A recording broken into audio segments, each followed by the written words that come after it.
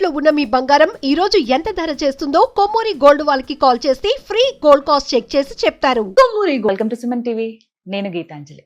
ఇవాళ మనం ఒక విశిష్ట అతిథితో మాట్లాడబోతున్నాం. టీవీఆర్కే మూర్తి గారు. మనందరం విశ్వపతి గారంటూ ఎంతో ముద్దుగా మర్యాదగా పిలుచుకుంటూ ఉంటాం. విశ్వపతి గారి గురించి చెప్పాలంటే ఒకటే మాట, వెంకటేశ్వర స్వామి వారే ఆయన రూపంలోంచి మనందరికీ ఆయన వైభవాన్ని చెబుతున్నారా అనేంతగా నాకు అనిపించిందండి. ఎందుకంటే వారు వెంకటేశ్వర స్వామి వారి పైన 18 పుస్తకాలు రాశారు. ఇప్పటి వరకు 12 భాషల్లోకి తర్జుమా అయింది. ఎంతో మంది ఆ పుస్తకాలు చదివి వారి జీవితాన్ని మార్చుకున్న వాళ్ళు ఉన్నారు. అలాగే ఎన్నెన్నో సమస్యల నుంచి బయటపడిన వాళ్ళు ఉన్నారు. కేవలం భారతదేశంలోనే కాదు, వివిధ దేశాల్లో ఆ పుస్తకం ఎంతగా ప్రాచుర్యం పొందిందో నేను చెప్పడం కాదు, చదివి అనుభవం ఉన్నటువంటి మీ అందరికీ బాగా తెలుసు. ఇంకొంతమందికి కూడా వీరి గురించి తెలియాలి, ఇంకా చాలా మంది ఆ పుస్తకాలు చదవాలి, వాళ్ళ జీవితాలు మార్చుకోవాలనే ఉద్దేశంతో అసలు వెంకటేశ్వర స్వామి వారి గురించి విశ్వపతి గారు ఏం చెప్తారు, ఇంకా ఏమేమి విశేషాలు ఉన్నాయి తెలుసుకుందాం అనే ఈ ప్రయత్నంలో భాగంగా సుమన్ టీవీ వారు వినూత్నంగా ఒక కార్యక్రమాన్ని ప్రారంభించారండి. అదే వెంకటేశ్వర వైభవం.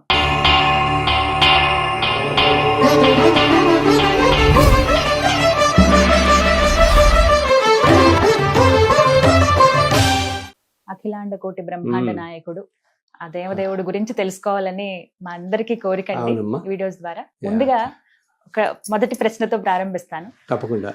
గురుగారు, స్వామివారికి శ్రీ వెంకటేశ్వరుడు అనేటువంటి నామం అసలు ఎందుకు వచ్చింది? ఎందుకంటే వెంకట ఈశ్వరుడు 2 పేర్లు కలిసాయి. చాలా వైవిధ్యంగా ఉంటుంది స్వామివారి పేరు మిగతా అన్ని నామాలతో పోల్చుకుంటే గనక. ఈ నామం యొక్క విశిష్టత, అసలు స్వామివారికి ఆ పేరు ఎలా వచ్చిందో వివరించండి ముందుగా. యాక్చువల్లీ వెంకట అనే శబ్దానికి అర్థం ఏంటంటే అమృత ఐశ్వర్యాలని ఇచ్చేది అని ఒక అర్థం ఉంది. అలాగే వేమంటే పాపాలని, కట అంటే తొలగించడం, పాపాలని తొలగించేవాడు వెంకటేశ్వరుడు అని. ఈశ్వర అనే నామం ఏంటంటే మనం అసలు పరమేశ్వరుడు అని కాదు, ఈశ్వర అనేది ఏంటంటే ఈ సృష్టి మొత్తానికి ఆధారభూతమైనటువంటి శక్తి ఏది ఉందో దాన్ని ఈశ్వరుడు అంటాం మనం. ఈశ్వరుడు అనేవాడు మనం ఏంటంటే మామూలుగా పరమేశ్వరుడు, ఈశ్వరుడు అంటే శివుడు అనేట్టుగా మనం వ్యవహారికంగా అంటాం మనం. అన్నప్పటికీ అసలు యాక్చువల్లీ ఈశ్వర శబ్దానికి మూలమైన అర్థం ఏంటంటే ఈ సృష్టి మొత్తానికి ఆధారభూతమైన శక్తి ఏదైతే ఉందో, అసలు ఈ సృష్టి మొత్తానికి ఆధారభూతమైన శక్తి ఒకటే ఉంటుంది. ఏది రూపం లేని శక్తి, ఆ శక్తే ఈ సృష్టి మొత్తాన్ని ఇలా కాపాడుతూ, ఇలా రక్షిస్తూ, ఇట్లా ఉంటుంది, మొత్తం నిర్దేశిస్తూ అన్నమాట. సో అదే మనకి వివిధ రూపాలుగా ప్రకటితమవుతూ ఉంటుంది. దాంట్లోంచే బ్రహ్మ, విష్ణు, మహేశ్వరులు, అలాగే సరస్వతి, లక్ష్మి, పార్వతి అన్ని దేవతలు అలా ఆ రూపం నుంచి వచ్చింది. సో మనకేంటంటే ఇప్పుడు ఈ రోజున ఇప్పుడు చంద్రుడు, సూర్యుడు మనం చూస్తుంటాం కదా ఈ రోజు. అండ్ ఆకాశంలో ఎన్నో గ్రహాలు చూస్తాం, ఎన్నో తారాలు చూస్తాం. అవునా?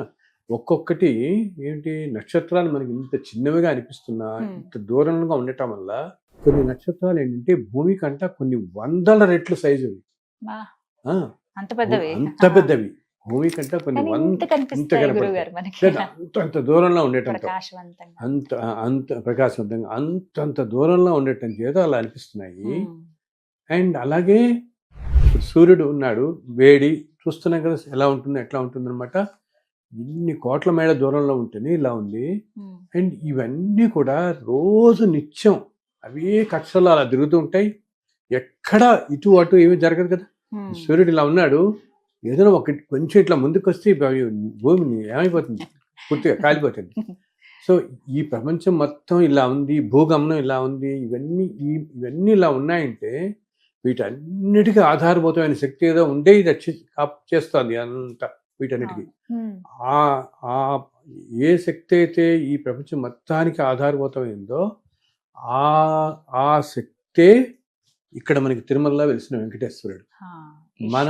మనం విష్ణు స్వరూపంగా మనం స్వామిని ఆరాధిస్తున్నప్పటికీ అక్కడ అసలు ఆ ప్రదేశంలో అన్నమాట స్వామి ఉన్న ఎక్కడైతే ప్రదేశంలో ఉందో ఆ ప్రదేశంలో ఈ సృష్టి మొత్తం యొక్క శక్తి కేంద్రీభరి ఉంటుంది యూనివర్స్ నుంచి. అక్కడే ఆయన అలా నుంచుని ఉన్నాడు.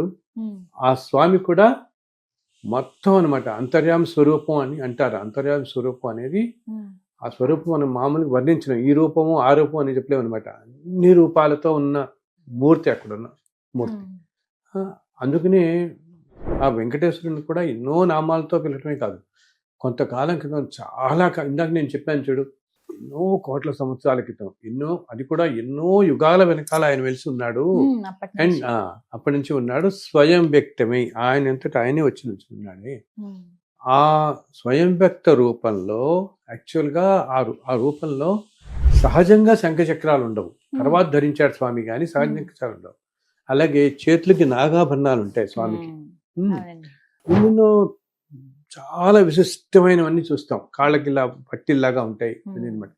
యాక్చువల్గా చాలా కాలం తల్లి మొట్టమొదటి రోజుల్లో చాలా కాలం క్రితం శక్తి స్వరూపంగా ఆరాధించారు అక్కడ స్వామిని. శక్తి స్వరూపంగానే చాలా కాలం ఆరాధన జరిగింది. ఆ కాలంలో స్వామివారికి మెట్టలు కూడా ఉంటాయండి, గజ్జలు ఉంటాయి, మెట్టలు కూడా ఉంటాయి, కాలికి ఉంటాయి, చేతులకి నాగాభరణాలు ఉంటాయి చేతులకి. అవన్నీ నేను చెప్పేది స్వయం వ్యక్తం, ఆయన ఎంతటా ఆయనే వెలిసినప్పుడు వచ్చినవి అవన్నీ కూడా చెప్తున్నా. అంటే ఆ మూర్తిలో ఏంటంటే అన్ని అసలు సృష్టి మొత్తానికి ఆధారభూతమైన అన్ని మూర్తుల స్వరూపం. అందుకనే అన్నమయ్య అంటాడు కదా, ఎంత మాత్రమే ఎవరు తలిచినా అంత మాత్రమే నీవు అంటాడు. ఎవరెవరు అనుకుంటే వాళ్ళకి అలా కనిపిస్తామని. సో ఇలా ఎన్నో సంవత్సరాల పాటు, కొన్ని వేల సంవత్సరాలు అక్కడ స్వామిని ఒక గ్రామ దేవతగా కొలిచిన రోజులు ఉన్నాయి. ఆ రోజుల్లో మొట్టమొదటి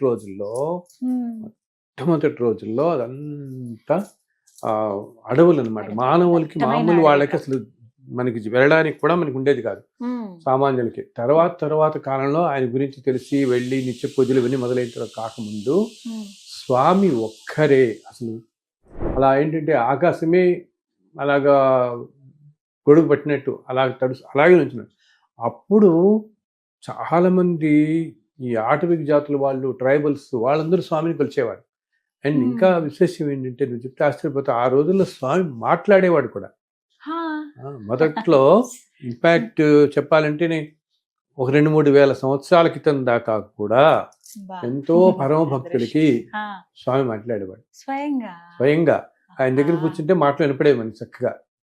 ఆటవిక జాతులతో స్వామి మాట్లాడేవాడట, వాళ్ళతో ఆడేవాడట, గృహ రూపంలో ఉండి దాంట్లోంచి వచ్చి ఆడుతుండేవాడు. అందుకని ఏంటి, తిరుపతి పక్కన ఉండే పాతకాలం చెంచులు, దాసరులు తిరుగుతుంటారే, వాళ్ళల్లో రకరకాల జానపద గీతాలు ఉంటాయి, స్వామికి సంబంధించిన గీతాలు. ఎప్పటి నుంచి వచ్చాయో తెలియదు, దాని మీద రీసెర్చ్ చేశారు కొంతమంది. తరతరాల నుంచి స్వామినితో వాళ్ళు అలా పెనవేసుకున్నారు. ఎందుకంటే ఆ రోజుల్లో ఆటవిక జాతులందరికీ వాళ్ళు వేటాడి ఆ మాంసం చుక్కు స్వామికి నైవేద్యం పెట్టేవాళ్ళు. దొరికేవే కదా, ఫలాలు తెచ్చిపెట్టేవాడు, తేనిచ్చేవాడు నైవేద్యం కింద. ఆయన ఆ రోజుల్లో అలా కొలిచారు, శక్తి రూపంలాగా కూడా మొదట్లో చాలా కాలం కొలిచారు ఆ స్వామిని. ఆ తర్వాత కాలంలో కొన్నాళ్ళు శివుడని కొలిచారు, బికాస్ నాగాభరణాలు ఉన్నాయి కదా అని చెప్పి శివుడని కొలిచారు. ఆ తర్వాత కాలం చెప్తున్నాను నేను. ఆ తర్వాత కొన్నాళ్ళేమో సుబ్రహ్మణ్య స్వామిని కొలిచారు, కొన్నాళ్ళు విష్ణు అని కొలిచారు. ఎందుకంటే అక్కడున్న ఆలయం అనేది తర్వాత వచ్చింది. అసలు ఆ స్వామి విగ్రహమే జనరల్గా మామూలుగా ఏంటి, ఇప్పుడు మనం మామూలుగా ఏదైనా గుళ్ళల్లో మనకి 4 రకాలుగా ఉంటాయి దేవతలు అనమాట. ఏంటి, మానవులు ప్రతిష్ఠించేవి, కొన్ని ఏంటంటే యోగులు సిద్ధులు ప్రతిష్ఠించేవి, కొన్ని మహర్షులు ప్రతిష్ఠించేవి.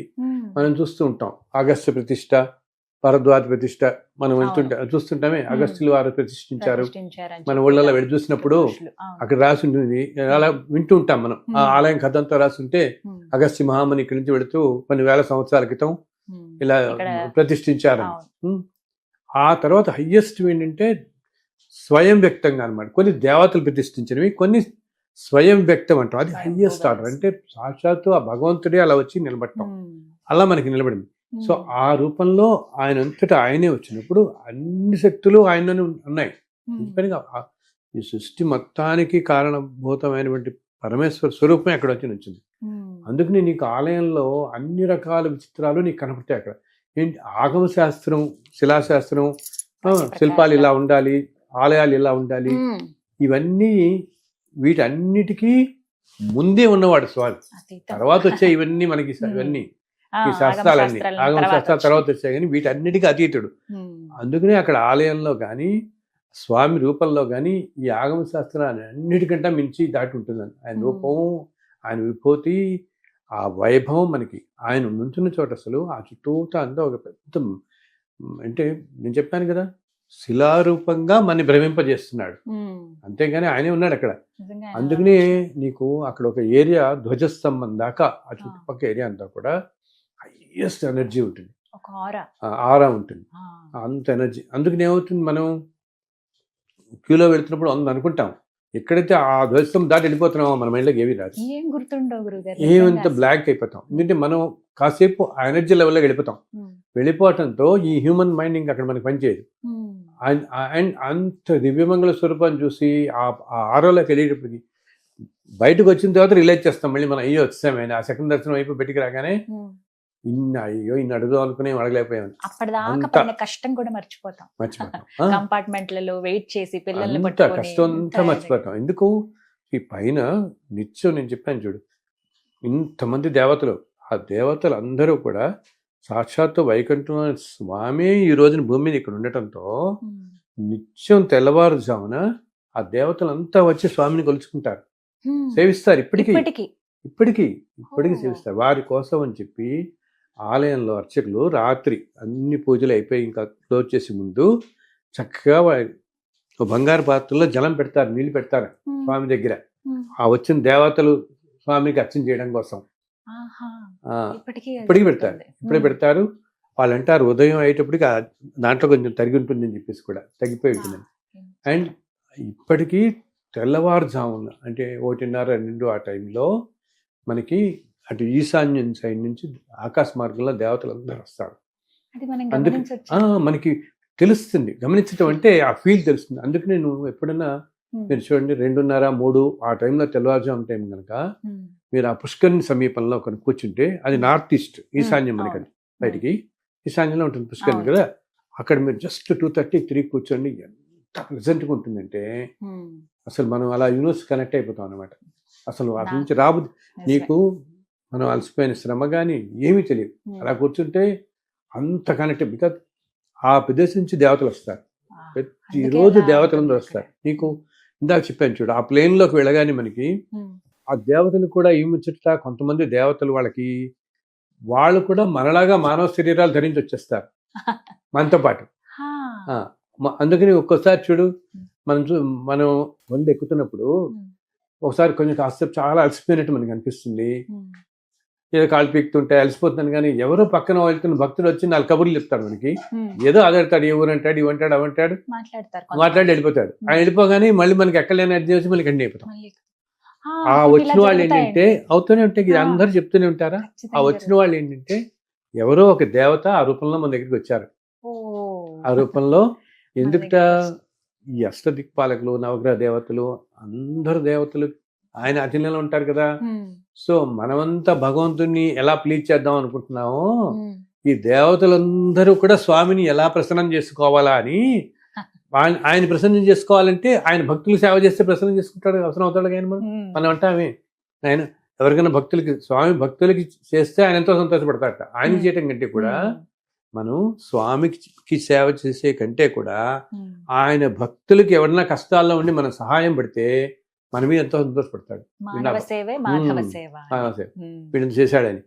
అందుకని వీళ్ళందరూ అనుకుంటారు, దేవతలందరూ పాపం వీళ్ళంతా కష్టాలు పడి పైకి వస్తున్నారు కదా, వీళ్ళకి కొంచెం సేవ కనుక చేస్తే ఆయన సంతోషపడతాడని మనకి వాళ్ళు సేవ చేయడం కోసం మధ్యలో వాళ్ళు కూడా అక్కడక్కడ నడిచెక్కుతున్న వాళ్ళకి కాస్త కనపడటం, లేకపోతే ఇక్కడ మంచినీళ్ళు ఉంటాయని చెప్తారు. మనం వీళ్ళు అనుకుంటుంటే అన్ని లేక ఏదో రకంగా సేవ చేస్తారు.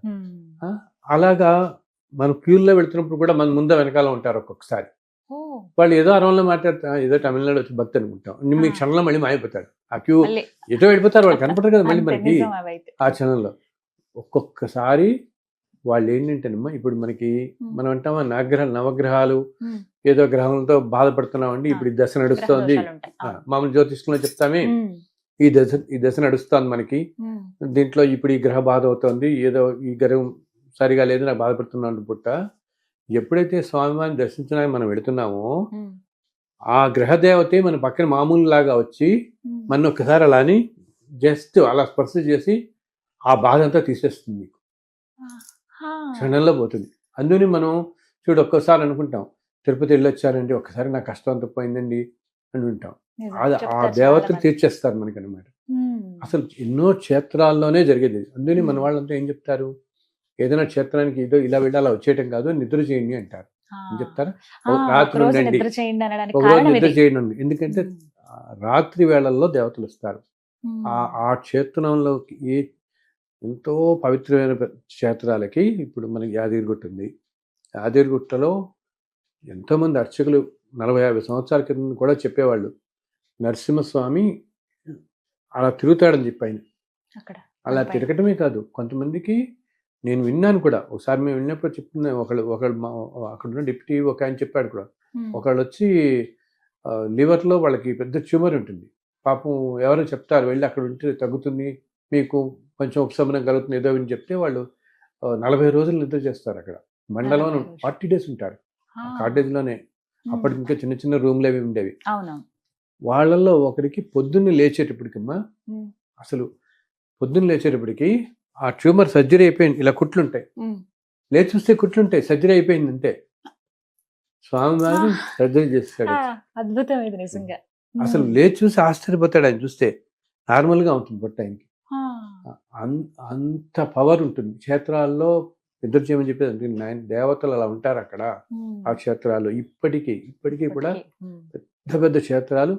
అది కూడా ఏంటి, మనం ఏదో అనుకుంటున్నాం మనం వెళుతున్నాం వస్తున్నాం అని, కానీ ఈ క్షేత్రాలన్నీ ఇన్ని కోట్ల సంవత్సరాలుగా ఉండటంతో ఎందరో మహర్షులు, మహానుభావులు, దేవతలు నిత్యం వచ్చే ప్రదేశాలు కాబట్టి అంత శక్తి ప్రదేశాలు.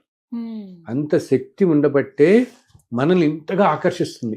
ఇప్పుడు తిరుమల వెళ్తాం మనం, ఎంతో అలసట అనుకుంటాం, మళ్ళీ రాగానే మళ్ళీ ఎప్పుడు వెళదామా అని శక్తి ఉంటుంది కదా, ఆకర్షిస్తారు. ఆ స్వామి ఆకర్షిస్తాడు. ఎందుకంటే ఆ ప్రదేశంలో దేవతలందరూ ఉండటంతో అంత సంతోషంగా. మనకెందుకు తెల్లవారుజాము చూడు, మనం ఇక్కడ లేవడానికి బద్దకిస్తామో, అక్కడ నీకు 2 గంటలకు దర్శనంకి వెళ్ళాలనుకో, లేస్తాం, స్నానం చేసి వెళ్ళిపోతే అసలు ఆ గాలిలోనే నీకు ఎంతో ప్లెజెంట్ ఫీల్ ఉంటుంది. ఎక్కడెక్కడి నుంచో వచ్చి దర్శనం అయిపోయినా కూడా ఒక రోజు అక్కడ నిద్ర చేసుకుని వెళ్తారు. చూస్తాం కదండి బయట. అవును, నడిచెక్కుతున్నప్పుడు కూడా మనకి కొండ నడిచెక్కుతున్నప్పుడు కూడా కొంచెం సంకల్పం కట్టుకుంటూ వెళ్ళిపోగలుగుతాం. ఇక్కడ కొంచెం నడవడానికి బద్దం చేసుకోవాలి వెళ్తాం. ఎందుకు, ఆ కొండ మీద అన్ని ఇందాక నేను చెప్పాను చూడు, ఎన్నో చెట్లు ఉంటాయని. అవన్నీ కూడా ఏంటంటే వాటిల్లో కొన్ని అసలు దేవతా వృక్షాలు ఉంటాయట, మనకి కనపడవు కూడా. వాటి మీద నుంచి వచ్చే గాలి మనం పీలుస్తూ వెళ్తాం. అది ఎనర్జీ ఇస్తుంది. ఆ అనుభూతి అయితే నేను చెందాను గురువు గారు. రీసెంట్ గానే జూన్ లో అలాగా శ్రీవారి మెట్లు ఎక్కాము. విపరీతమైన ఎండ అండి. ఎంత ఎండ అంటే సుమారుగా 45-47 డిగ్రీలు ఉంటుంది. అసలు కనీసం మాకు ఒక 10 మెట్లు ఎక్కి ఇంకా చెమటలు కారిపోతున్నాయి. అమ్మో, అందులోనూ అంటే అలిపిరితో పోల్చుకుంటే కొంచెం తక్కువే మెట్లు, నిటారుగా ఉంటాయి. అది కొంచెం భయం వేసింది. ఎలాగా అనుకున్నాం, నేను మామూలుగా నడవడానికి చాలా ఇబ్బంది కాలు నొప్పితోటి. అసలు ఎలా వెళ్ళామో కూడా. అంతటి ఎండ. మేము ఒక 1500 మెట్లు ఎక్కగానే చల్లటి గాలి, వర్షం. అసలు ఎవరైనా ఊహిస్తారా? స్వామి ఎంత కళ్ళమంట నీళ్ళు వచ్చినాయి నాకైతే. చేసేస్తాడు ఆయన. మన సంకల్పం గట్టిగా ఉంటే, నేను అందరూ చెప్తాను, ఇలా అమ్మో ఎక్కలేమేమో అని అంటే నేను అంటాను, మీరు గట్టిగా సంకల్పం చేసి కాలు పెట్టండి, మొదటి కాలు మీరు పెడితే మేము చేపించుకుని లాగేస్తాడు పైకి. ఆయనే పైకి లాగేస్తాడు, పట్టుకుని తీసుకెళ్ళిపోతాడు, చక్కగా అన్ని చేస్తాడని చెప్పి. అందులో చెప్పానుగా అందరు దేవతలు. సో ఆ వాయుదేవుడు, వరుణ దేవుడు వాళ్ళంతా కూడా సహాయపడతారు వీళ్ళకి. అయ్యో పాపం ఈ ఎక్కే భక్తుల్లో ఎవరో గట్టి సంకల్పంతో మహానుభావుడు ఉంటే చక్కగా వర్షం కురిపిస్తారు, చల్లటి గాలి వస్తుంది, చక్కగా వెళ్ళిపోతాం. జీవితంలో మర్చిపోలేను ఆ రోజు చేసుకున్న దర్శనం కూడా సర్వదర్శనం.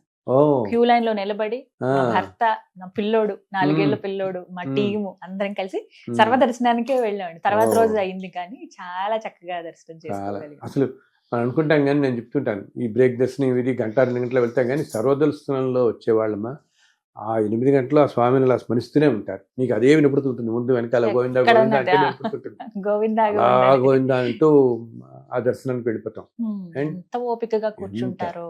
అసలు ఇంకోటి నేను మన వాళ్ళందరికీ నేను చెప్తుంటాను, ఇన్ని కోట్ల జన్మల నుంచి మనం వస్తున్నాం కదా. ఒక 100 సంవత్సరాలు మనం అంటే మన చిన్నప్పుడు మన పేరెంట్స్ పాపం ఒకసారి కూడా చూడలేదు, ఎఫోర్డబిలిటీ అని అంటుంటాం కదా.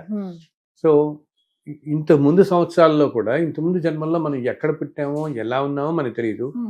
వచ్చే జన్మల్లో మళ్ళీ మనం ఇదే కుటుంబంలో పుడతామో లేదు కదా. మనం చేసుకున్న పాపపుణ్యాలు దాన్ని మన బట్టి కర్మం జననం తీరడానికి ఉంటుంది. మనం అమెరికాలో పుట్టొచ్చు, రష్యాలో పుట్టొచ్చు, ఆఫ్రికాలో పుట్టొచ్చు, ఏ Hmm. దేశంలో ఏ జాతుల్లో ఎవరిళ్లలో ఎలా పుడతామో మనకు తెలియదు. తెలీదు.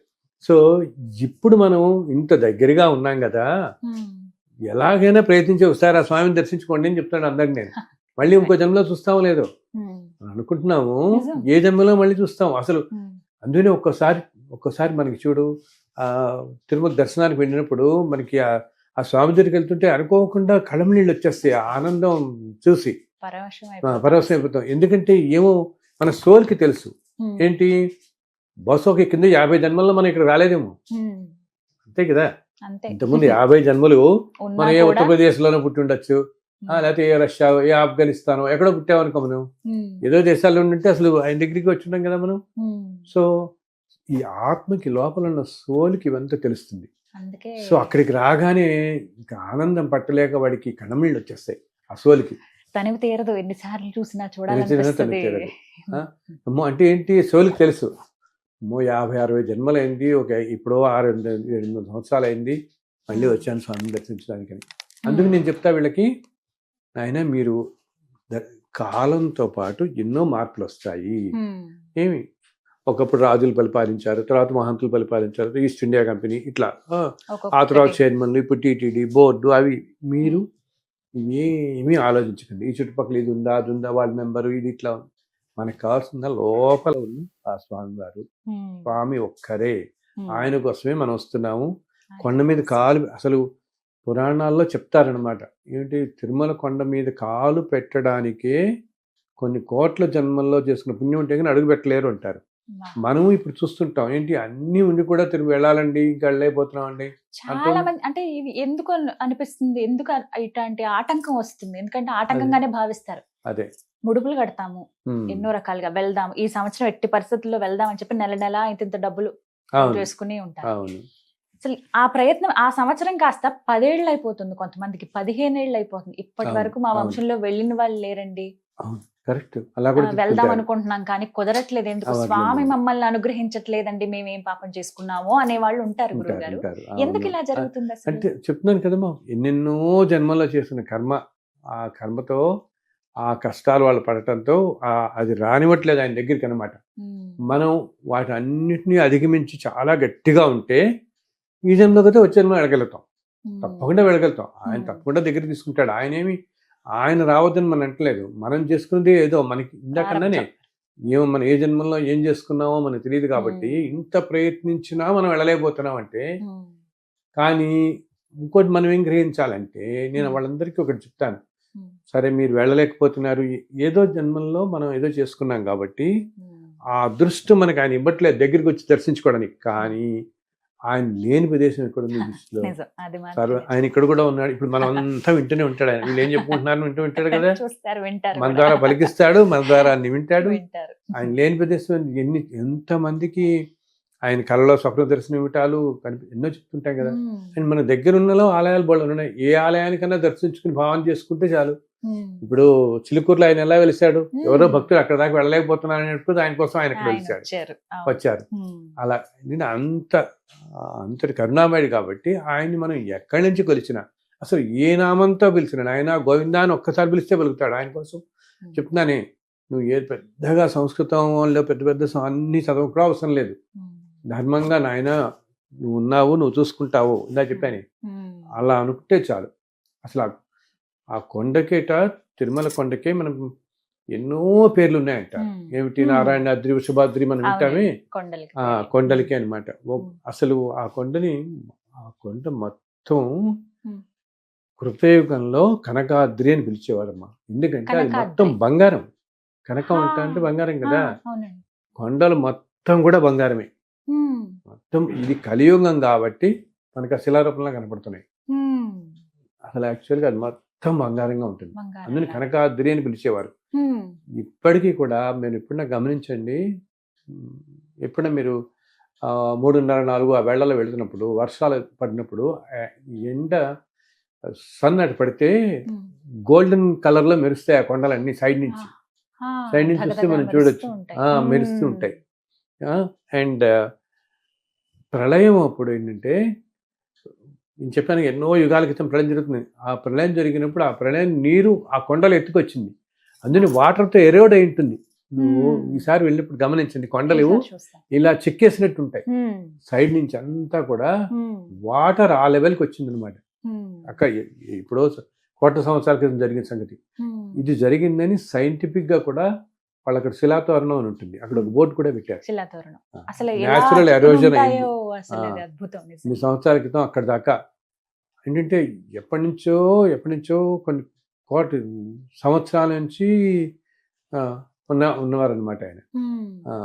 కానీ ఒకటి పిక్చర్ లాగా ఇలా చూపిస్తారు, స్వామి స్వయంగా ఇలా పడుకుని ఉన్నట్లుగా ఆ కొండ ఆకారం ఎన్నో ఒక సైడ్ నుంచి చూస్తే స్వామి ముఖం అంతా అలా కనిపిస్తుంటుంది, పడుకున్నట్టు కనిపిస్తుంది. అలాగే దిగుతున్న దారిలో మనం కొండలన్నీ కూడా గరుత్మంతుడు ఇలా ముందుకు వచ్చినట్టు గరుత్మంతుడి రూపం కనిపిస్తుంది కదా వెనకాల చివరి భాగంలో ఆయన ఉన్నట్టు. అలా ఏంటంటే నిన్న చెప్పానే కనకాద్రి అది సాక్షాత్. అండ్ ఇంకా విశేషం ఏంటంటే ఆ కొండల్లో అంతర్వాహిని, ఇప్పుడు మనం వెళుతుంటే ఎన్నో చోట్ల నుంచి నీళ్ళు ఇలా కారుతుంటాయి. ఆ కొండల్లో అంతర్వాహినిగా విరజ నది ప్రవహిస్తుంటుంది. విరజ అంటే వైకుంఠంలో ఉండే నది. వైకుంఠంలో విరజా నది ప్రవహిస్తుంటుంది. ఆ విరజా నది సాక్షాత్ ఆయన ఉన్నారు కాబట్టి ఆయన పాదాల కింద ప్రవహిస్తుంటుంది.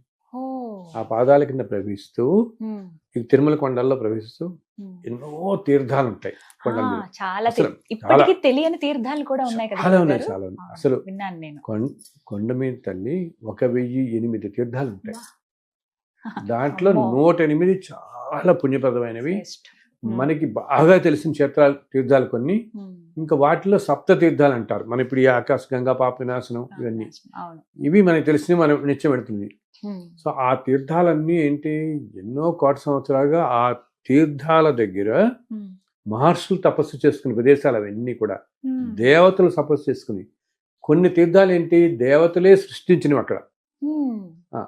ఆయా కాలాల్లో ప్రతి తీర్థానికి కథలు ఉన్నాయి. అసలు అంటారు ఆ 108 తీర్థాల పేర్లు కూడా ఉంటాయి వెంకటాచల మహత్యంలో. 108 తీర్థాల పేర్లు ఉంటాయి. ఆ పేర్లను స్మరించినా పుణ్యం వస్తుందంటారు. కనీసం మనం ఇవి మనకి ఆకాశంగా అయితే కనపడుతూనే ఉంటాయి.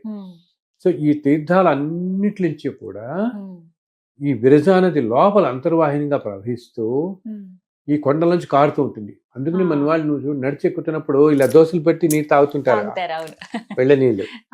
ఎందుకంటే అంత ప్యూర్ వాటర్ అన్నమాట. ఎంత స్వచ్ఛంగా ఉంటాయో, ఎంత స్వచ్ఛంగా ఉంటుంది ఆ వాటర్. వాటిలో తీయగా అనిపిస్తాయి. అందులోనూ కొండలు కూడా 7 కొండలు అని చెప్తారు కదా మొత్తం.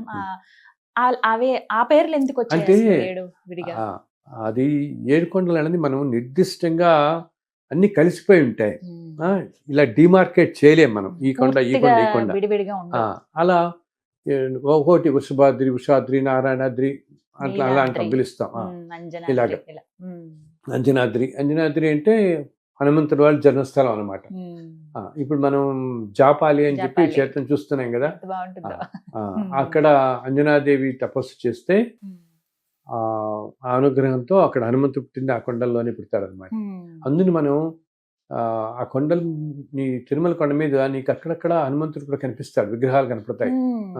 మామూలు ఎదుర్కొంటానే నీకు బేడి హనుమాన్ అంటాం చూస్తాం కదా, కొడతారు కదా, కుబ్ర వెలిగిస్తారే, అది యాక్చువల్లీ బేడి హనుమాన్ కాదు దాని పేరు. ఒరిజినల్ గా యాక్చువల్లీ భేటీ హనుమాన్. భేటీ ఏంటంటే ఒక టైంలో చాలా కాలం క్రితం మహంతులు అంటే ఉత్తర భారతదేశంలో ఉండేవాళ్ళు, వాళ్ళ ఆధీనంలో ఉండేది గుడంతా సాధువులు వాళ్ళందరూ. వాళ్ళు సాయంత్రం అప్పుడు భేట్ అంటారంటే కలిసి కూర్చోవటం కదా, మాట్లాడుకోవటం. ఈ ప్రదేశంలో కూర్చునేవాళ్ళు హనుమంతుడు ఉన్న చోట. వాళ్ళు ప్రతిష్ఠించిన హనుమంతుడు ఆయన, వాళ్ళు ప్రతిష్ఠించిన హనుమంతుడు. తర్వాత వచ్చింది తిరుమలలో కొండల మీద ఒక్క స్వామివారు ఒక్కడే ముందు నిలిచినవాడు. మిగతా విగ్రహాలన్నీ తర్వాత వచ్చినవి. లోపల ఆలయంలో నరసింహస్వామి విగ్రహం ఉంటుంది, అవన్నీ తర్వాత. అండ్ ఒకళ్ళు మాతవి, పైన బయట ఉండే హనుమంతుడు, ఇవన్నీ తర్వాత ఆలయంలో వచ్చిన విగ్రహాలు తప్పితే మొట్టమొదట ఆయన ఒక్కడే అనమాట. ఏకశిలామూర్తి అంటే ఆయన అసలు ఏకమూర్తి ఆయన ఒక్కడే అలా ఉన్నాడు. తర్వాత కాలంలో వచ్చినవి ఇవన్నీ కూడా. అందుకని ఆ హనుమంతుడిని వీళ్ళు భేటీ హనుమాన్ అనేవాళ్ళు. అక్కడ కూర్చుని ఈవినింగ్ ఉండేవాళ్ళు, అనేవాళ్ళు. అది కాస్త కాలక్రమంగా బేడి హనుమాన్ అయింది. అలాగే మనకి జాపాలి ఎలా తెలుసు జాపాలి నీకు తెలుసు. హనుమంతుడిది. అండ్ ఇంకోటేమో మనం అదేంటి వేద పాఠశాల, ధర్మగిరి వేద పాఠశాలకు వెళ్తుంటే ఆ దారిలో ఒక హనుమంతుడు ఆంజనేయ స్వామి దేవాలయం ఒకటి ఉంటుంది, ఆ హనుమంతుడి విగ్రహం. అది కూడా చాలా పవర్ఫుల్ తల్లి. ఎప్పుడన్నా మన వాళ్ళని చెప్తారు, చాలా మంది తెలియదు అక్కడ ఉన్నట్టు. నేను వెళ్ళలేదు గురుగారు, ఎంతో ఈసారి పవిత్రంగా ఖచ్చితంగా ఉంటుంది, చూస్తాను. కామ్గా ఉంటుంది. అడవి మొత్తం అది ప్రాంతం, అడవి ప్రాంతం. ఉమ్. ధర్మగిరికి వెళ్ళారు, ధర్మగిరి వేద పాఠశాల కొండ మీద. ధర్మగిరి వేద వేద పాఠశాల ఎవరినన్నా ఇప్పుడు యాక్చువల్గా వెళ్ళొచ్చు మామూలుగా, ఆ కార్లు అవన్నీ వెళ్తాయి అక్కడికి. ధర్మగిరి అంటే తీసుకెళ్తారు. వెళ్తుంటే ఆ వేద పాఠశాలకు వెళ్తుంటే లెఫ్ట్ లో నీకు ఈ హనుమంతుడి టెంపుల్ కనపడుతుంది. నేను సాయంత్రం ఇప్పుడు కూర్చున్నప్పుడు నేను 2-3 సార్లు చూశాను. సాయంత్రం వేళల్లో ఎస్పెషల్లీ 6:30, 7, 8 అప్పుడు ఒక్కొక్కప్పుడు సాక్షాత్ హనుమంతుడు వస్తాడు ఇప్పటికీ కూడా అక్కడికి. ఇప్పటికీ హనుమంతుల వారు తిరుగుతుంటారు ఆ కొండల మీద. చిరంజీవి కదా, ఇప్పటికీ ఉన్నారు, ఇప్పటికీ తిరుగుతుంటుంటారు. అండ్ అసలు ఇందాక చెప్పాను కదా, రాముల వారు కూడా త్రేతాయుగంలో రాముల వారు కూడా ఇట్లా సీతాన్వేషణలో వెళుతున్నప్పుడు ఈ తిరుమల కొండ మీదకి వస్తారు ఆయన. నేను అసలు అడుగుదాం అనుకున్నా ప్రశ్న, రాముల వారు కూడా వెంకటేశ్వర స్వామి వారిని దర్శనం చేసుకున్నారు అని అంటారు. తిరుమల అప్పటికే ఉన్నారు స్వామి, అప్పుడు వస్తారనమాట. అప్పుడు చాలా ఉన్నాయి విశేషాలు దానికి సంబంధించినవి. రాముల వారు కూడా చేశారనమాట. అంటే అందుకని ఇంత పవిత్రత ఆ కొండ, అంటే అంత పవిత్రత ఇప్పటికీ కూడా మనందరికీ ఇంత వెళదాం అనిపించటం, ఇంత అనిపించటం, అంత పవిత్రత, అంత పవర్ అన్నమాట. అండ్ అసలు మామూలుగా ఏంటంటే వాళ్ళు ఇందా చెప్పాను కానీ నేను అన్ని దేవతలు రూపాలు ఉన్న స్వరూపమే అది. ఇప్పుడు ఆలయానికి నీకు మెయిన్ ఆలయం ఉంటుందా, ఆలయానికి పైన 4 దిక్కులా 4 సింహాలు ఉంటాయి. మామూలుగా సింహం అంటే మామూలుగా మనం అమ్మవారికి చెప్తాం కదా. అలాగే నీకు అక్కడ అభిషేకం ఎప్పుడు జరుగుతుంది, శుక్రవారం అభిషేకం చేస్తారు. అలాగే వాళ్ళు తిరుప్పావడ అని ఒక సేవ చేస్తారు. గురువారం స్వామివారికి ఎదురుకుండా ఇంత పులిహార పోసి నైవేద్యం పెడతారు ఆయన. ఏంటంటే మూర్తిని శాంతింపజేయడం కోసం. చాలా శక్తివంతమైన రూపం కాబట్టి అన్నశాంతి జరగడం కోసం దీన్ని ఏం చెప్తారంటే, కొంతమంది పురాతన కాలంలో, ఇందాక నేను చెప్పాను మొట్టమొదటి కాలంలో ఆటవిలుకలు ఉన్న రోజుల్లో అక్కడ జంతు బలి జరిగేది నివేదనగా శాంతించడం కోసం. ఇప్పుడు మన గ్రామదేవతలు శాంతింపడం చేస్తాం కదా, సరే గురువారాలు చేస్తారు, అవునా? సో దానిని రామానుజాచార్యుల వారు వచ్చిన తర్వాత సాత్విక మూర్తిగా చేసి ఈ అన్న శాంతి చేస్తున్నారు. అందుకని గురువారమే అన్నప్రాసకు వస్తారు. అక్కడ ఉదయం పూట జరుగుతుంది. తెల్లవారుజామున తిరుప్పావడ సేవ అంటారు. అన్నరాశి పోసి ఆ మూర్తిని శాంతిస్తారు. రోజు ఇన్ని లక్షల మంది, ప్రతిరోజు లక్షల మంది వచ్చి పెడుతుంటారంటే అందుకోసం. అండ్ అంత శక్తి స్వరూపం కూడా అన్నమాట. చాలా ఎంత శక్తి స్వరూపం కాకపోతే ఇన్ని కోట్ల సంవత్సరాలుగా ఇంతమందిని ఆయన చూసుకుంటూ కాపాడుకుంటూ వస్తున్నాడు. మీరు మాట్లాడుతున్నంత సేపు ఆయన అలా ఉండి ఆయన వైభవం చెప్పించుకుంటున్నాడని అనిపిస్తుంది. అలా మన కోసం ఇలా ఉన్నాడంటే ఆయన అసలు ఎంత శక్తి. అండ్ ఎంత శక్తి లేకపోతే రోజు నీకు ఎక్కడ ఉండదు చూడు. 1,00,000 మంది పొద్దునే వస్తారు, ట్రైన్లలో బస్సుల్లో పడొస్తారా, ప్రైవేట్ వెహికల్స్లో పడొస్తారు. ఏదో విధంగా దర్శనం జరిగిపోతుంది. అండ్ మధ్యాహ్నం భోజనం వాటి మళ్ళీ పొద్దున వెళ్ళిపోతారు. మళ్ళీ నెక్స్ట్ డే ఇంకో కొత్త మంది, ఇంకో 1,00,000 మంది, ఇలా నిరంతరం ఇంతమంది వస్తూ. అండ్ చాలా చోట్ల ఏమవుతుంది, చిన్న చిన్న ఆలయాల్లో అక్కడ మీకు ఏదో 10,000 మంది వచ్చారు, ఏదో స్టాంపీడ్ అయింది, నలుగురు ఇట్లా ఇలా ఏమీ జరగకుండా ఇన్ని వేల సంవత్సరాలుగా ఇంతమంది జనం వస్తున్నా ఈ బ్రహ్మోత్సవాలప్పుడు ఇసుకేస్తారు అలా అయినా అక్రమంగా జరిగిపోతున్నాయంటే ఆయన వైభవం, ఆయన నీళ్ళ కాకపోతే చేతుల్లో పెట్టి కాపాడుతున్నాడు. వచ్చిన వాళ్ళందరినీ ఆయన కాపాడుతున్నాడు. అంత శక్తి ఉండటం బట్టి ఆయన అలా చూసుకుంటున్నాడు కాబట్టి రోజు సక్రమంగా అంటుంటారు అక్కడ ఆలయ అధికారులు కూడా. ఇప్పుడు మాట్లాడుకుంటారు, మాదే ఉందండి, మేము ఏదో డ్యూటీ చేస్తున్నట్టు అలా ఉంచుంటాం, ఇది వీళ్ళు అంటే. కానీ ఆయన చూసుకోవడం బట్టే ఏమి చక్కగా జరుగుతున్నాయి, ఇవన్నీ పెడుతున్నాయి, ఇన్ని సంవత్సరాలుగా పెడుతున్నాయంటే. అండ్ ఆ నేల కూడా నేను అందరికి చెప్తాను, మీరు కొండ మీద నడుస్తున్నారంటే మీరు నడుస్తున్న నేల అయితే మారలేదు కదా, ఎప్పటి నుంచో అదే కదా, ఇన్ని తరాలైనా అవును. అదే. మీరు ఏమో ఒకప్పుడు అన్నమే వేసిన అడుగులో మీరు వేస్తున్నారేమో అదే కాలువి, బా. అంతే కదా. ఎంత టెండర్ ఆయన చేసింది. అన్నమే కూడా ఇలాగే నడుచుకుంటూ వెళ్ళి దర్శనం చేసుకున్నాడు ఆయన్ని. ఉమ్. ఏమో ఆయన అదే వేస్తున్నామేమో. ఆ ఓ మార్గంలో. త్యాగరాజు వారు వచ్చారు, త్యాగరాజ స్వామి వారు వచ్చి దర్శించుకున్నారు ఉమ్. స్వామిని ఒకసారి. ఉమ్. ఆయన వచ్చినప్పుడు ఏమవుతుందంటే అప్పుడే తెర వేసిస్తాడు. ఉమ్. తెర త్యాగరాజ వేసి స్వామి వారు వచ్చినప్పుడు. త్యాగరాజు వచ్చినప్పుడు వెళ్ళేటప్పటికి ఆయనకి తెర వేసి ఉంటుంది, ఈయనకి దర్శనం జరగదు. ఉమ్. వెంటనే ఆయన ఒక కీర్తన పాడతాడు, తెర తీయగరాదా తిరుపతి దేవరా అంటాడు. ఆ. ఇలా కీర్తన పాడగానే అలా పడిపోతుంది కాస్త తెర, బా. అంతటా ఇచ్చి వేసింది ఆయన తెర, దర్శనం ఇస్తాడు. దానంతట అదే. ఆ. తెర తీయగర తిరుపతి దేవరా అని చెప్పి కీర్తన పడతాడు. ఉమ్. సో అంతటి మహానుభావులను, అండ్ ఇందాకైతే దేవతలే చెప్తున్నాను, ఉమ్. దేవతలే వస్తున్న ప్రదేశంలో కాలు పెడుతున్నాము, మనం కింద మనం వేసిన అడుగు వాళ్ళ అడుగులను మనం వేసాము. కానీ అక్కడ ఆ ప్రదేశానికి అంత పవర్ ఉంటుంది. పవర్ ఉంది. కానీ అక్కడ అడుగు పెట్టడమే మనకి చాలా. అద్భుతమైన సుగంధ ద్రవ్యాలతో కూడుకున్నటువంటి ఒక పరిమళం ఆ, వచ్చేస్తుందండి. ఆ, అంతా ఆ ఏరియాలోకి వెళ్ళగానే మనకి వచ్చేస్తుంది. నిజం అదైతే. చాలా అసలు చెప్పాను మనం ఒక ప్లెజెంట్ స్టేట్ ఆఫ్ మైండ్ లోకి వెళ్ళిపోతాం. ఆయన మనకి ట్రాన్స్ అంతా ట్రాన్స్ అంతా వెంకటేశ్వర స్వామి అంతే వారిది. అంతే అంతే. అండ్ చాలా. ఆయన అసలు ఆయన రోజు కూడా అందరు చెప్తారు, ఉమ్. ఒక్కొక్క రోజు చాలా సంతోషంగా కనపడతాడని చెప్తారు. ఉమ్. ఎందుకంటే ఆయనకు తెలుసు ఈరోజు వస్తున్న వాళ్ళలో చాలా బ్రహ్మాండమైన భక్తుడు ఎవరో వస్తున్నాడు, మహానుభావుడు. ఉమ్. ఈ ఇన్ని లక్షల మందిలో కొంతమంది ఎంత తల్లి, మనం అందరం మనకి ఇన్ని సదుపాయాలు ఉన్నాయి, కానీ నేను చూస్తుంటాను తమిళనాడులో కొన్ని ఊళ్ళ నుంచి 150-200 కిలోమీటర్లు నడిచి వచ్చి దర్శించుకుంటారు. నడిచి 30 ఓపిక, కాళ్ళకి చెప్పులు వేసుకోకుండా, ప్రేమ, కాళ్ళకి చెప్పులు వేసుకోకుండా, ఎంత అపారమైన భక్తి చిన్న వాళ్ళందరిది. చిన్న పిల్లల్ని పట్టుకుని పిల్లల్ని వస్తారండి. పట్టుకుని చంకలు ఎత్తుకుని, ఎత్తుకొని మెళ్ళ మీద పెట్టుకుని. భుజాల మీద పెట్టుకుని ఎక్కుతుంటారు. నిజం. వాళ్ళు అసలు మేము వెళ్తున్నప్పుడు చూస్తాం, హైవే మీద నడుస్తూ వెళ్ళిపోతుంటారు అట్లాగా. వాళ్ళ చివరికి పాపం ఏంటంటే ఈ మే టైంలో కాళ్ళు కాలిపోతాయని గోను సంచులు కాళ్ళు కట్టుకుంటారు తల్లి. గోను సంచి గుడ్డ, చెప్పులు మాత్రం వేసుకోరు వాళ్ళు. ఉమ్. వేసుకోకుండా గోను సంచి కట్టుకుని ఏంటి తమిళనాడు, కర్ణాటక, చిత్తూరు మనకి ఈ ప్రాంతాల ఎక్కువ నుంచి ఉంటారు కదండి. 100-150 కిలోమీటర్లు ఊళ్ళ నుంచి బృందాలుగా బయలుదేరి ఉమ్. స్వామిని దర్శించుకోవడానికి వస్తారు నడిచి. నిజం. ఎటువంటి అపారమైన భక్తి, మనం ఏదో చూసి అనుకుంటాం మనదే చాలా భక్తి అని. అటువంటి భక్తులు వస్తే ఎంతో ఆనందపడిపోతాట. ఆయన అనుకుంటాట, వీళ్ళు వచ్చారు ఈరోజు. అంతకుముందు ఏంటంటే అంతటి భక్తి, ఆయనకి సంతోషం ఇంత అంత కదా. ఆయన చెప్పాను కదా, ఆయన కల్మషం లేని భక్తి. ఆయన వాళ్ళందరూ అతి సామాన్యం, వాళ్ళకి ఏ బ్రేక్ దర్శనాలు ఏముండవు. కానీ Normal ఎప్పుడు దర్శనం. కూడా అందరికీ నేను చెప్తాను, ఉమ్. మనం ఆయన చూసామా లేదా అని కాదు, ఆయన మనం చూసాడా లేదా నిజం. అది కావాల్సింది, మనకి కావాల్సింది. ఉమ్. ఆ, మనం ఆయన చుట్టం కంటే ఆయన ఎవరిని చూస్తున్నాడు అన్నది. ఉమ్. సో మనం అంత అక్కడికి వెళ్ళినప్పుడు, అందుకు నేను అంటాను మన వాళ్ళకి, ఆయన మీరు ఆ కొండ మీద అడుగు పెట్టడమే అపురూపం, వెళ్ళటం అపురూపం అయినప్పుడు.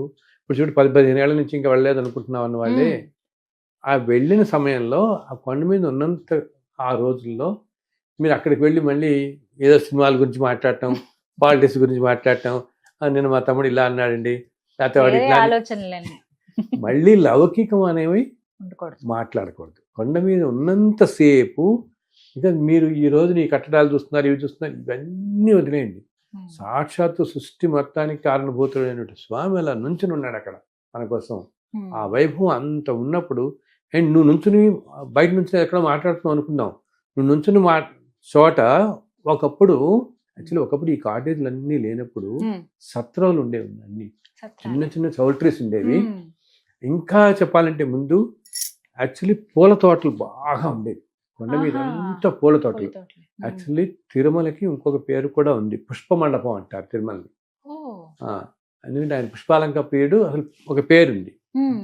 ఈ వైష్ణవ క్షేత్రాలకి ఒక్కొక్క 3టికి భోగ మండపం అని ఇలా ఉన్నాయి. ఉమ్. ఇలా దీనికి పుష్ప మండపం అంటారు తిరుమల. ఉమ్. ఎందుకంటే బ్రహ్మాండమైన పూల తోట ఉండేవి ఉమ్. కొండ- ఆ కొండంతా. సేవకి చాలా మంది ఆళ్వార్లు వచ్చి ఆ, పుష్ప చాలా చేసేవాళ్ళు ఇప్పుడు కదండి. ఆ. ఇప్పుడు మనం రామ్ బగీచా అంటామే, అందుకని అవి కొన్ని కాటేజీల పేర్లు అయ్యాయి ఇప్పుడు. ఉమ్. అవును. ఇప్పుడు రామ్ బగీచా అంటే అక్కడంతా ఒక తోట ఉండేది. ఉమ్. అలాగే ఎస్పీటీ కాటేజ్ అంటారు వాళ్ళు, సురాపురం తోట అని. ఉమ్. సురాపురం జమీందారు ఒక తోట కట్టించాడు. ఆహా. అవే సురాపురం ఆ ఏరియాలో ఇప్పుడు కాటేజీలు వచ్చాయి, తోటలు వెళ్ళిపోయాయి. కాటేజీలు వచ్చేసినాయి. అవును. తోటలు వెళ్ళిపోయి చాలా కాటేజీలు కొత్తగా వచ్చేసాయి, వచ్చినాయి కాటేజీలు. చాలా వచ్చేసాయి. సో మనం ఇప్పుడు అక్కడ నుంచుని బయట నుంచి ఏదో టీ తాగితే ఏదో మాట్లాడుకుంటున్నాం అనుకో, ఆ నుంచున్న ప్రదేశంలో ఒకప్పుడు అన్నమే కూర్చుని ఉండొచ్చు, అన్నమే నుంచుని ఉండొచ్చు కదా. అసలు ఆలోచించుకుంటేనే మనకి పరమ సంతోషంగా అనిపిస్తుంది. బికాస్ అన్నమయ్య కొండకొచ్చి కొన్ని రోజులు ఉండి ఒక వైష్ణవ దీక్షిస్తాడు ఈయనకి. ఆ, కొన్ని రోజులు ఉండి వెళతాడు కొండ మీద.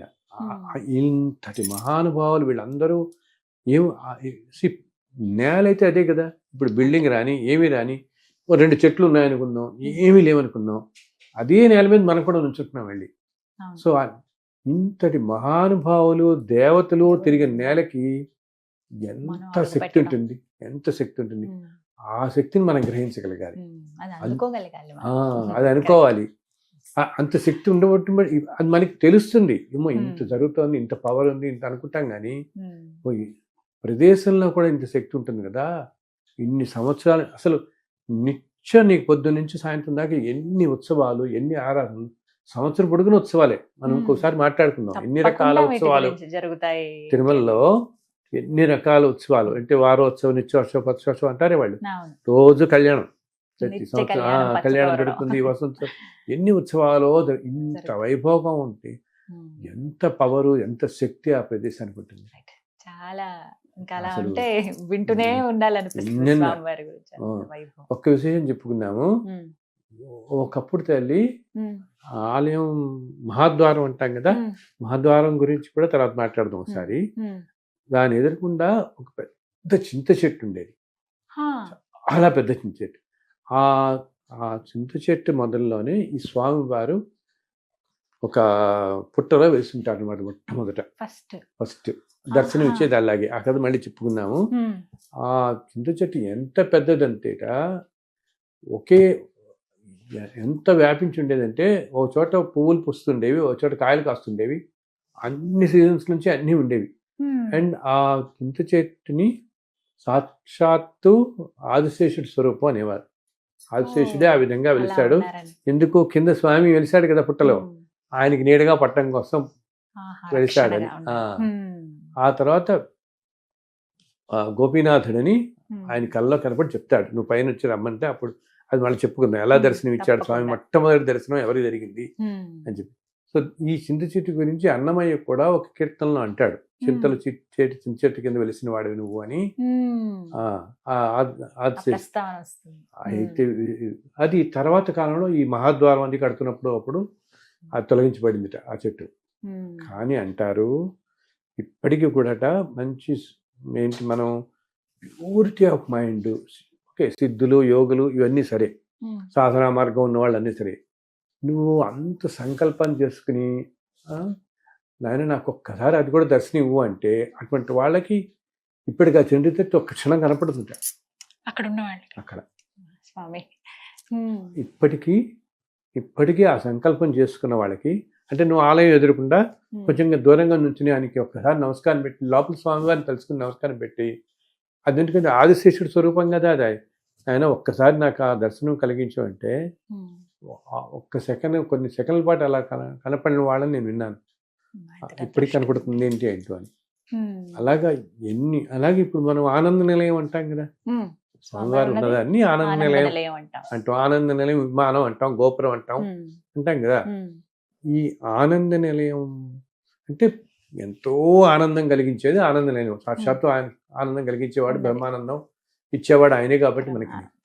ఈ ఆనంద నిలయం గోపురం పైన ఆయన మొట్టమొదటి గరుత్మంతుడితో వచ్చిన ఒక గోపురం ఉంటుంది ఇప్పటికీ కూడా. అది మన కంటికి కనపడదు. ఒక దివ్యమైన వాళ్ళ విమానం అంటే మన గోపురం విమానం అంటాం. ఆ దివ్య విమానంలో ఆయన ఎప్పుడైతే వచ్చాడో అక్కడి నుంచి గరుత్మంతుడితో, ఆ విమానం ఇప్పటికీ నీకు అందునే చూడు, రాత్రి వేళలో నువ్వు చూస్తే గోపురం ఎంత మెరిసిపోతూ ఉంటుందో, అది కేవలం దగదగా మెరిసింది. బంగారం వల్ల మెరవటమే కాదు, ఈ దివ్య విమానం ఒకటి పైన ఉండటంతో బ్రహ్మాండంగా అసలు నువ్వు ఆకాశంలో ఆ చుట్టుపక్కల చూడు, పైన ఎంత మెరుస్తూ ఉన్నట్టు ఉంటుంది ఆకాశం అంతా, అక్కడ తేజస్తో ఉన్నట్టు. ఆ తేజస్ అలా వెలిగిపోతూ ఉంటుంది అనమాట. మనం ఏ వైపు నుంచి చూసినా కూడా ప్రత్యేకంగా కనిపిస్తుంటుంది. అంత తేజస్తో వెలిగిపోతుంటుంది. బికాజ్ మనకి అదృశ్య రూపంలో ఉన్న ఇంకొక గోపురం అప్పుడు వచ్చింది, అలా ఉంది. ఇంకా వైకుంఠం నుంచి ఆయన వచ్చిన గోపురం అలా ఉంటుంది.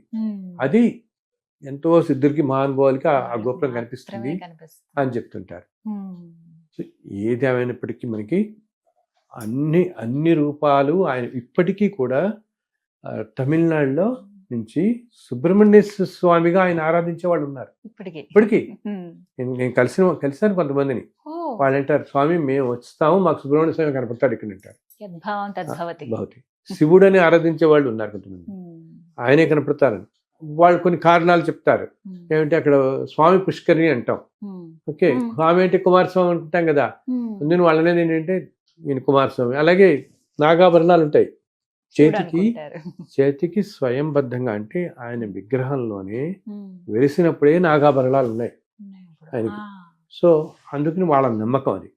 అలా సో నువ్వు ఏ రూపంతో నువ్వు ఎలా కలిసి ఏం తలచినా ఆయన అన్ని రూపాలు నీవే, సృష్టి మొత్తం వ్యాపించున్నవాడు నీవే, అన్ని రూపాలు నీవే, అన్నిట్లో నువ్వే ఉన్నావు, నీలోనే అన్ని దేవతలు ఉన్నారు అనుకుంటే అందున ఉంటుంది. ఏ దేవతను పూజించినా కేశవం ప్రతి కేశవుడికే వెళుతుంది అని శ్లోకం ఉంటుంది అనమాట. మనం అలాగా అంటే నదులన్నీ సముద్రంలో కలిసినట్టు అన్ని దేవతల్ని మనం ప్రార్థించినా ఆ పైన చివరికి వెళ్ళేది కేశవుడికే వెళతాయి అని చెప్పేసి హరినామములే అన్ని మంత్రములు అన్నట్టు.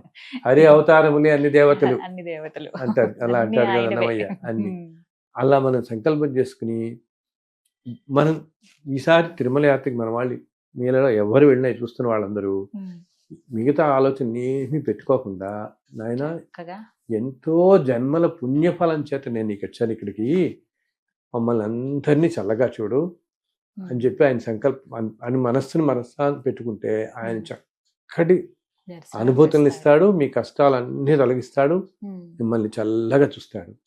అలాగే మీ ఛానల్ తరఫున ఈ వచ్చే 20-25 సంవత్సరం అందరికీ చల్లగా ఉండాలని, ఆ స్వామి అనుగ్రహం మీ అందరి మీద ప్రసరించాలని స్వామివారిని అనేక విధాలు ప్రార్థిస్తున్నాను తల్లి. ఇంతటి అవకాశం ఇచ్చిన మీకు ఎన్నో కృతజ్ఞతలు. ధన్యవాదాలు గురుగారు. నమో వెంకటేశాయ. నమో వెంకటేశాయ.